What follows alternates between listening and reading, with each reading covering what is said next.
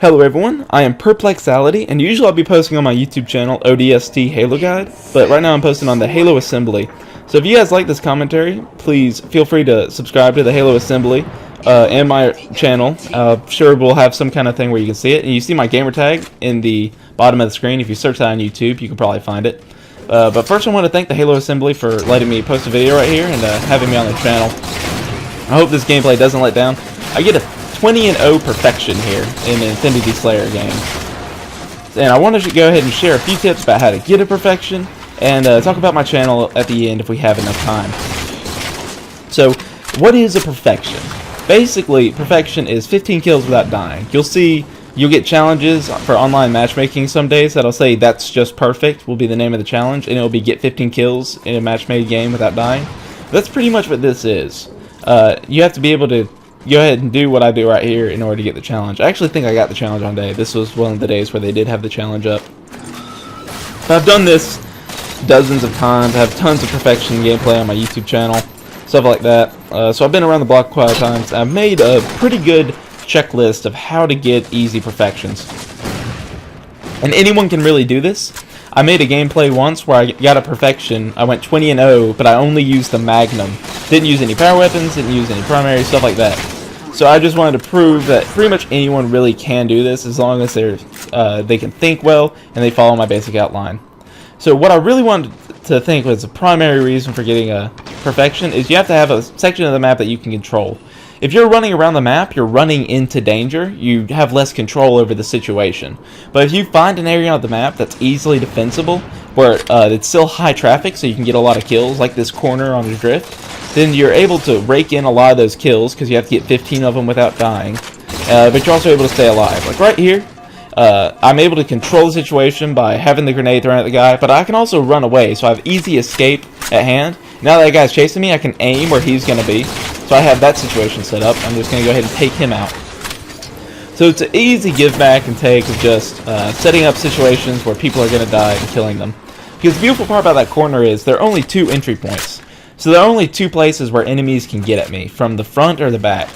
And there are lifts to the front and the back too. So say someone's shooting at me from the back, I can go off the lift to the front and get away from them. And then I can, once I'm off the lift, I can go ahead and aim where they're going to land if they chase me and pick up an easy kill like you saw me just do. And if someone starts shooting at me from the front and I think I can't win the fight, I'm going to run to the back and I'm going to get away from them. So setting up positions like this with easy entrances and exits where it's high traffic to get enough kills, but it's not so high traffic that you're getting overrun. Like this two entry point area is really perfect on Adrift. There are plenty of other positions, but I can't go into in depth about other map positions right now. But this is pretty much what you want to look for when you're picking out a general camping area. Second thing really is a power weapon. You don't have to have a power weapon to get a perfection. I've done it quite a few times without a power weapon. But a majority of the time I've had like a sniper rifle or something because power weapons are so effective. Just think, when you go against someone using a BR on a BR, basically you're even. The fight's going to go 50-50 if you know nothing about the player's skill level. But if people have equal skill level, but one guy has a sniper rifle and one guy has a battle rifle, given the right situation where he's a good distance away and he has enough skill to use the sniper rifle, then he's going to win a majority of the fights if he has a sniper rifle. And this goes for anything. Swords are going to win a majority of the time. Any power weapon's really going to win. Saw's going to beat ARs, stuff like that. So you want to make sure you have a power weapon because it allows you to pick up easier kills. Because just look right here, at mid-range, I'm able to kind of control them with my primary. But if people start showing up from down the hall, I'm easily able to pick up extra kills. By the way, this is the running Riot. This is basically the point of no return, where if you get the running Riot, you're easily able to get the perfection as long as you do not die. You no longer have to worry about getting a lot of kills, which is one of the hardest things about getting a perfection if you're not a very good player, which is actually raking in a lot of the kills. Once you have the kills, it's just about not dying. But see, there's a sniper rifle, just an easy kill. I didn't even have to go into a firefight with that guy. But do be careful about not dying. I actually just did play a game where I had the perfection. I was going like 18-0, and then I missed a no-scope, and a guy stuck me with a plasma grenade, and I died. And that was the end of the perfection. So all that worked for nothing.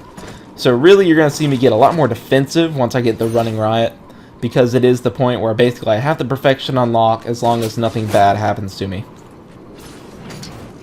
Again, with that defensible position, I'm able to kind of trap people in corners. They're not able to push me. Fun little no-scope. Or no, not no-scope, but crack shot.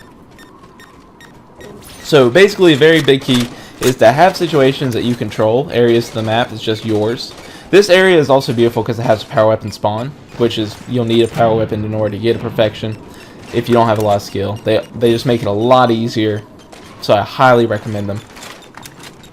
Different little tactics can also improve your chances of getting kills. It's nice to have teammates with you. If you'll see in this game, WTD21 and ScienceBoy99, you'll see them walking around. They're both in a party with me, so they're both chatting, keeping me updated on where people are, so I know to avoid them if they pose a threat to me. And they also help me team shot to help me get more kills and avoid death. So it's always better to have people with you when you're going for the perfection, especially if they know you're about to get it. They can sit and kind of be your little personal bodyguards. So you see, I'm playing very defensively. I'm going to keep an eye on my radar. I don't want to push too much. I did kind of want to talk about perks a little bit as well. The easiest perks, I believe, to do this with, you don't just have to stick with this, but I believe the easiest ones are if you have ammo and resupply on. Tactical package and the other perk. And I'll tell you why. Grenades are one of the best ways to set up for easy kills. You throw a grenade, you can basically have someone one shot. Plasma grenades, you can kill someone just by easily throwing and hitting the left trigger.